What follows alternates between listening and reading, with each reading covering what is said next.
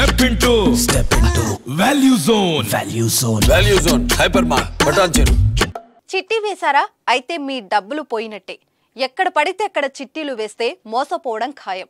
కష్టపడిన రూపాయి పొదుపు చేయాలని మీరు భావిస్తే చివరికి మీకు కన్నీలే మిగులుతాయి. నమ్మిన వారే మిమ్మల్ని నట్టెంట ముంచేయొచ్చు. ఆశల వెలవేసి మిమ్మల్ని దారుణంగా దగా చేస్తారు. కృష్ణా జిల్లా పామరూరులో ఇదే జరిగింది. చిట్టీల రూపంలో కట్టిన డబ్బుతో ఉడాయించాడు ఓ కేటుగాడు. ఆయన గత 5 సంవత్సరాలుగా బందరోడ్డులో చీటీపాటలు నరసింహ బొటిక్స్ నిర్వహిస్తున్నాడు. ప్రజల వద్ద నుంచి చిట్టీల పేరుతో భారీగా డబ్బులు వసూలు చేశాడు. అయితే ఉన్నట్టుండి ఒక్కసారిగా కనిపించకుండా పోయాడు. దీంతో చిట్టీలు వేస్తున్న జనం ఎంక్వైరీ చేయడంతో రామ్మోహన్ రావు నిర్వాకం బయటపడింది. మోసపోయామని తెలిసి బాధితులు పోలీస్ స్టేషన్ కు పరుగులు తీశారు. అయితే మోసపోయిన వారిలో రోజు కూలి నుంచి టీచర్లు, పోలీసులు కూడా ఉండడం విశేషం.